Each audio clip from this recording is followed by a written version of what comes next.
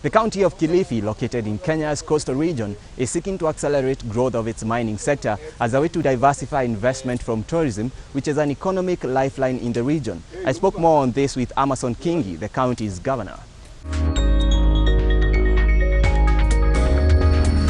Talking about Kilifi County, to be quite honest, most of the counties within the coastal belt are known for tourism, but I'm sure as Kilifi there are many other investment opportunities in there. Maybe briefly you can tell us what are the investment opportunities at the county? Okay.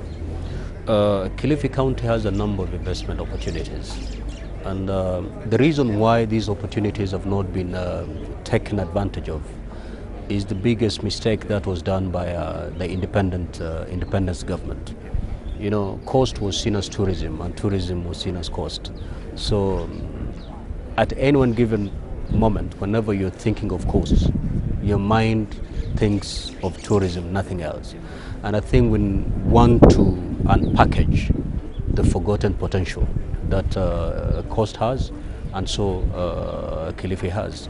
And through an investment conference that we have organized as a county, we want to unpackage this potential, these investment opportunities, ranging from the ocean all the way to the land, ranging from agriculture to minerals to fishing to health to the water section. There's so much that remains untapped within the county. Now, as you look forward to the investment conference in October, have you done some sort of the mapping out of the opportunity so that as investors come in, they know there's this mineral, for example, titanium, and I can invest this much and get this much out of it in the short and near term? Is there a mapping of where everything is? You know, the county has just concluded its resource mapping exercise, so we know exactly what Kilifi holds. In terms of agriculture, we know exactly what we hold. In terms of minerals, we know exactly what we hold. And this is the information that we want to unpackage. I'll shock you with one thing, you know. According to the resource mapping exercise, Kilifi has about 1.4 billion tons of titanium, you know, untouched. And that is just one mineral. We have manganese in large deposits. We have stretches and belts of manganese in Kilifi County that has not really been tapped. So we have done the resource mapping. We know exactly where resources are. We know exactly where the potential is. We know exactly where the investment opportunities are. And this is the information we want to give to the investors so that they can make up their minds and actually come to Kilifi to invest. When we were talking earlier before the beginning of this interview, you mentioned that right now in minerals there's a lot of informal mining happening at this moment. What will it take to formalize such a sector? I know inviting investors is one thing, but what will it take both from a policy perspective and also working with the local communities? Well, we're happy because the government at the national level has passed a policy and a legislation for that matter to streamline operations of mining. And I'm happy because even the minister in charge of mining is a son of Kilifi, so he understands very well what needs to be done. We are working very close with the ministry. In fact, my last engagement with the minister was that he'll pay a visit to Kilifi so that we lay a strategy, we lay a formal strategy between us and the national government on how we can take full advantage of the mineral resources that are found within Kilifi. Let's jump to tourism, which is now what people talk about mostly. For the last 4 years, we've not been having very good stories about tourism because of the security threat that has been there. But we've seen now countries start to lift travel advisories. What's the status of tourism right now in your county? Well, it's looking good. If factors will remain constant, it's looking pretty good. The travel advisories that were there have been lifted by the governments that had actually slapped us with travel advisories.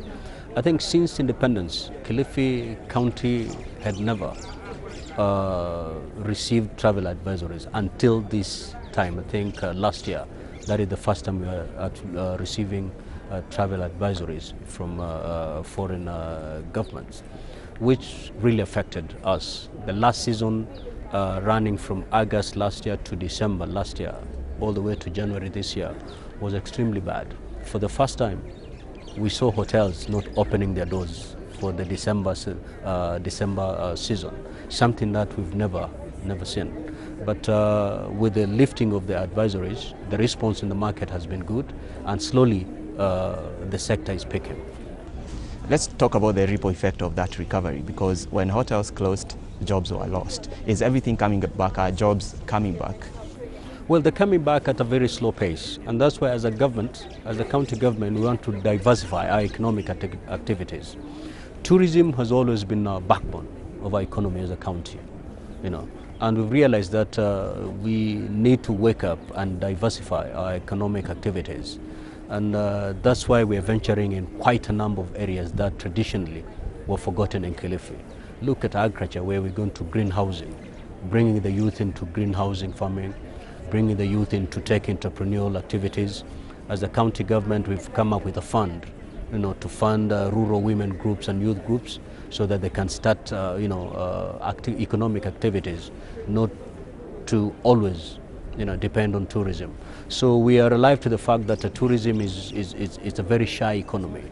It's extremely sensitive, and anything happening, be it in Kilifi or anywhere within the country, something happening, let's say in Kajiado or in Nairobi, will have a direct effect on tourism in Kilifi. And therefore we are positioning ourselves in such a way that should there be any such a situation, then the people may not suffer the kind of suffering we've seen them going through as a result of the slow growth of this sector. So yes, it's growing, it's going back to where it was, but we don't want to say let us put everything on hold because tourism is growing. We are diversifying our economic activities so that we can be able to cushion any shake-up that may come up as a result of any negative impact that may come unexpectedly.